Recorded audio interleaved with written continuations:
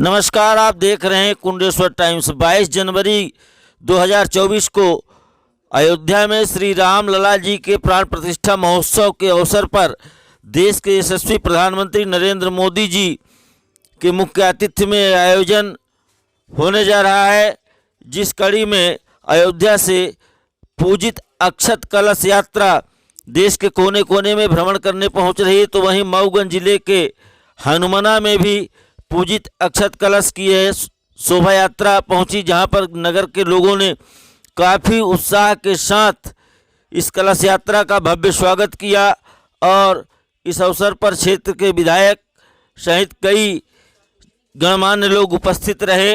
सभी ने अक्षत कलश का ऐतिहासिक स्वागत किया।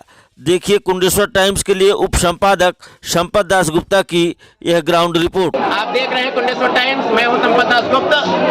आपने देखा कि समूचे हनुमना नगर में ऐसा जनसैलाब उमड़ा कि मानो त्रेता युग का आगमन हो गया हो। आज हनुमना नगर में अयोध्या से अक्षत कलश जो आया हुआ था उसकी विशाल शोभा यात्रा निकाली गई, जिसमें आबाल वृद्ध नर नारियों ने भाग लेकर के अपने आप को धन्य धन्य समझ रहे थे। अभी आपने देखा जगह जगह लोग आरती उतार रहे थे भगवान की, कलश यात्रियों की, और यहाँ तक कि बिंद में जनसंघ के संस्थापक लोकतंत्र सेनानी 91 वर्षीय सरयुग साची वैद्य, जो हमारे पूज्य पिताजी भी हैं, स्वयं पुष्प वर्षा कर रहे थे। ऐसे ही जगह जगह पुष्प वर्षा होती रही।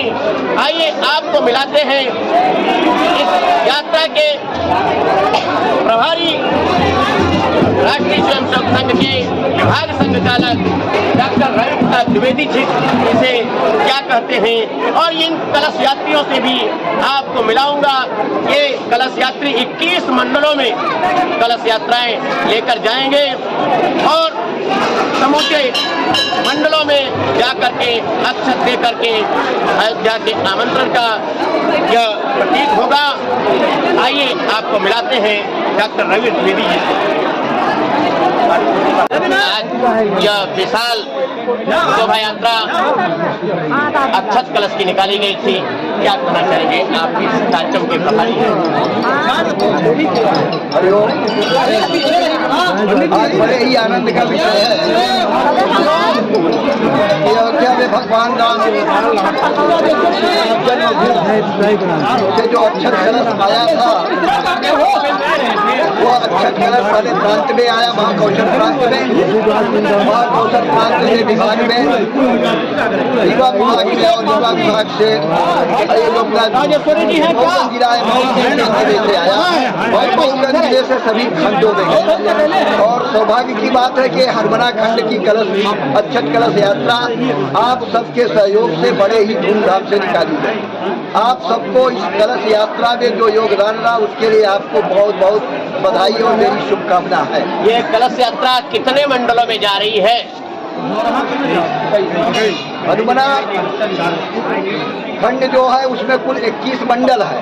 यह कलश यात्रा पहले इन 21 मंडलों में जाएगी और एक नगर में रहेगी, और इस नगर में 4 बस्तियां हैं। 21 मंडल में जितने गांव हैं, हर मंडल पर फिर इसी प्रकार से यात्रा निकाल करके इस अक्षत कलश को गांव-गांव पहुंचाया जाएगा। और प्रत्येक घर में जो 22 जनवरी 2024 को भगवान श्री राम का दिव्य भव्य मंदिर में भगवान श्री राम जो वन स्वरूप में विराजमान होने जा रहे हैं, उस उत्सव में सम्मिलित होने के लिए सबके लिए आमंत्रण। और 22 तारीख को सभी एक साथ क्या वहां पहुंच सकते हैं, या ऐसी कोई योजना है कि इतने लोग ही वहां पहुंचेंगे? क्या योजना है? 22 तारीख को तो बहुत ही 1-2 लोग ही हैं जो अपने विभाग से पहुंच सकते हैं या जिले से पहुंच सकते हैं, क्योंकि आप जानते हैं कि यह बहुत बड़ा कार्यक्रम है। देश विदेश से भी यहाँ अतिथि आमंत्रित है अयोध्या में।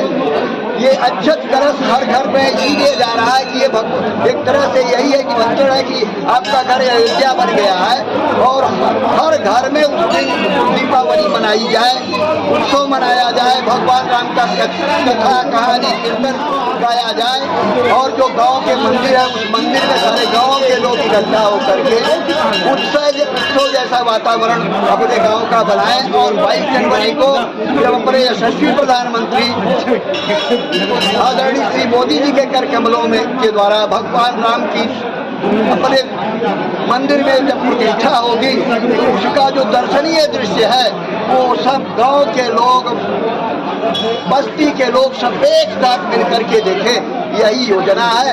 और सब पूरा गांव, पूरा नगर, पूरा जिला सब राम बन मुनियों और संतों के का संरक्षण करने वाले भगवान श्री राम अब सकुशल लौट आए हैं। अपने दिव्य भव्य मंदिर में 22 जनवरी 2024 को विराजमान होंगे। उसका उत्सव जन जन मनाए, यही अपेक्षा है और यही सब आप सबसे आग्रह है कि आप। धन्यवाद। आपने देखा डॉक्टर रवि प्रताप जी द्विवेदी जो राष्ट्रीय स्वयंसेवक संघ के रीवा विभाग संघ चालक हैं। आइए आपको अन्य पदाधिकारियों से भी मिलाते हैं। यात्रा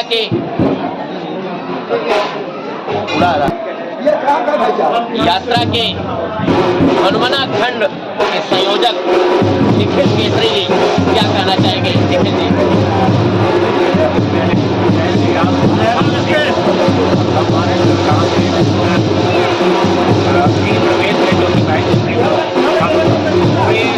हिंदुस्तान में एक दूसरी दिवाली, एक नया पर्व मनाने जा रहे हैं।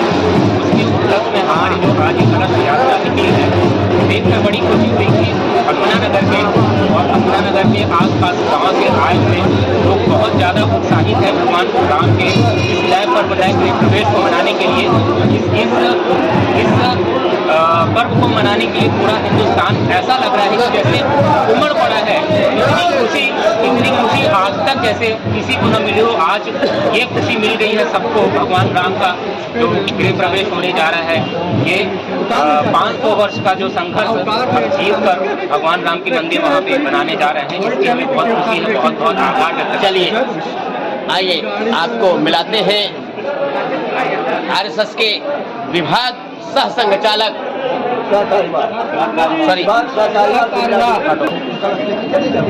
आइए आपको हमारे साथ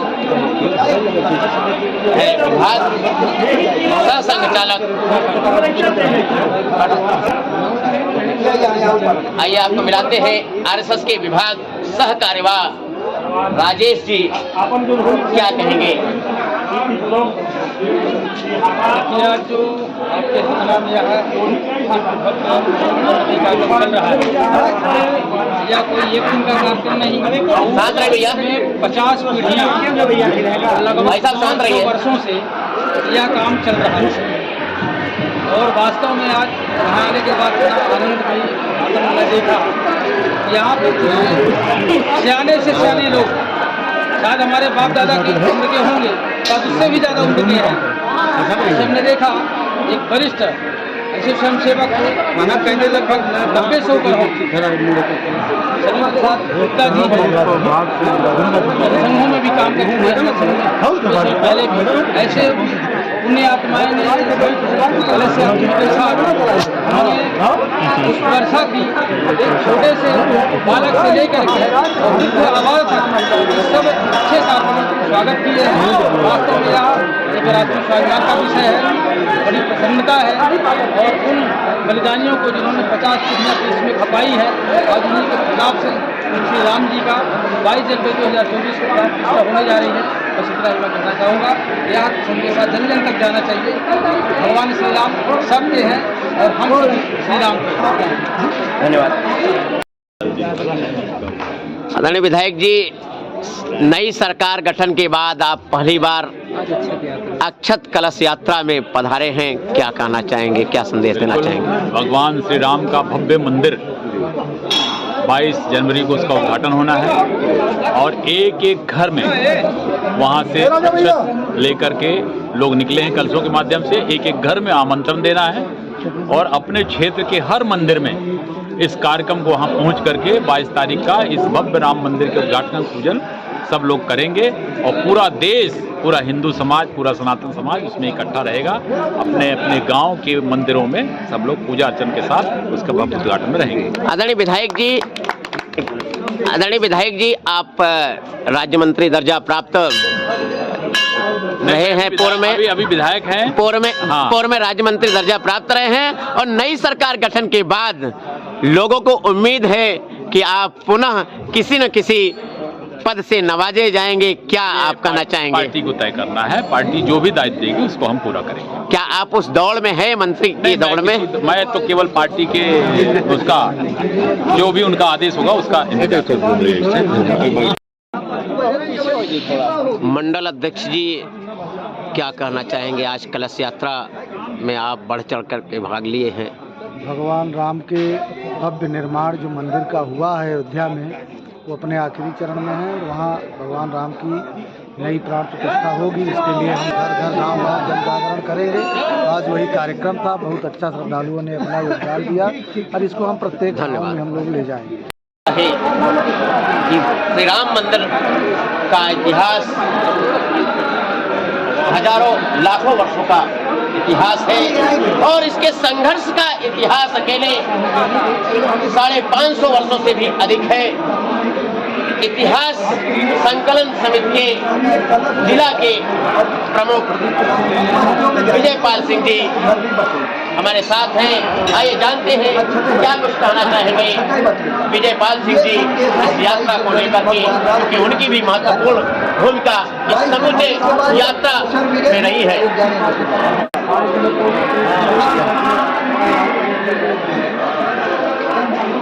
आज ये हमारी कलश यात्रा 3 घंटे तक चलती रही। भगवान श्री राम अयोध्या में जो हमारा राम मंदिर बना है उसमें उनका 22 जनवरी को स्थापना होनी है।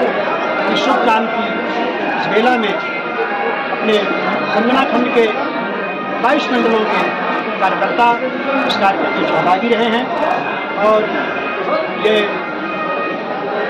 कलश, अक्षत कलश सभी खंड के मंडलों में भेजा गया है। आज ये कलश वहाँ किसी मंदिर में, देवालय में स्थापित किया जाएगा। उसके बाद पूरे गांव में, पूरे समाज में हर घर ये अक्षत पहुँचाया जाएगा ताकि एक जागरण हो सके और आगे चलकर 22 जनवरी को हम सब पूरे गाँव में, हर घर में अपना उत्सव मनाएंगे। कहीं रामचरितमानस होगा, कहीं सुंदरकांड का पाठ होगा, कहीं गीत होगा, कहीं संगीत होगा। क्योंकि सभी लोग अयोध्या नहीं पहुँच सकते, अयोध्या में कुछ सीमित लोग ही पहुँचेंगे। अपने घर में ही हम राम राज्य की स्थापना करने का ऐसा अवसर प्राप्त होता है, ऐसा अनुभव करेंगे, ऐसी कामना है। धन्यवाद। आइए आप लोगों से आपको बुलाते हैं जो क्षेत्र से लोग आए हुए हैं। क्या नाम आपका? संतोष पांडे। क्या कहना चाहेंगे आप? आज बहुत ही हर्ष और उत्सव का विषय है। एक लंबी प्रतीक्षा के बाद, बहुत सारे बलिदानों के बाद जो हमारे अयोध्या की रामचरितमानस प्राप्त हुई है, उसके उपलक्ष्य में अक्षत कलश यात्रा जो निकाली गई है, ये तमाम जनमानस में, राम भक्तों में, पूरे हिंदू समाज में एक अपार उत्साह है। और वही उत्साह आज हमारे हनुमान की नगरी में, हनुमान नगरी में पूरे बाजार में एक यात्रा निकाली गई। इस यात्रा के सहभागी हम आप सभी हुए हैं और यात्रा पूरे शहर से हो। धन्यवाद। देखिए इस प्रकार से लोगों में अपार है। आइए और माताओं बहनों से आपको मिलाते हैं। आप अभी यात्रा में शामिल थे, कैसा लगा आपको? बहुत अच्छा लगा। क्या कहना चाहेंगे आप? ये भगवान के प्राण प्रतिष्ठा महोत्सव का आमंत्रण यात्रा था, इस विषय में क्या कहना चाहेंगे?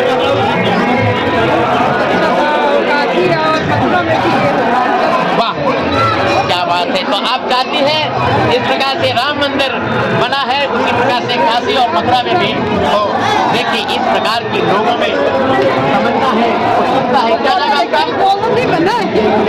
तेज बोलिए। कहाँ की रहने वाली?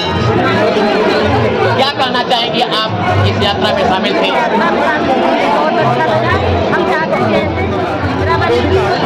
और काफी भी ऐसे हो जाए, ऐसी यात्राएं हमेशा होती रहे जो हम लोग को आनंद मिले।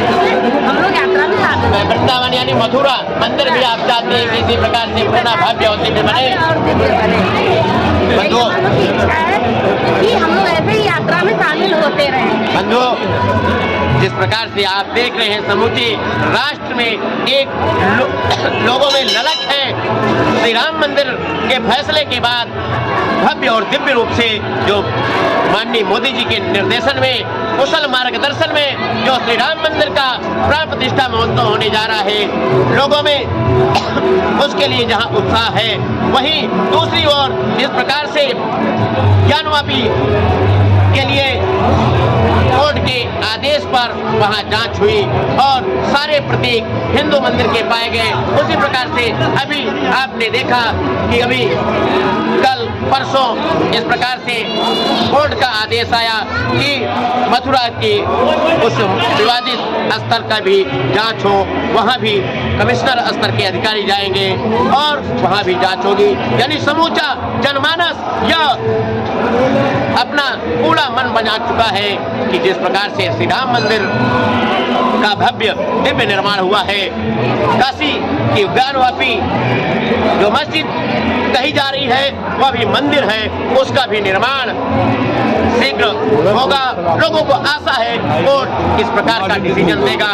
इसी प्रकार से मथुरा में भी श्री कृष्ण जन्मभूमि के बगल में जो कब्जा किया गया है उसको भी कोर्ट ने जिस प्रकार से अभी जांच का आदेश दिया है और हिंदू पक्ष का यह दावा भी है कि वहां मंदिर ही था।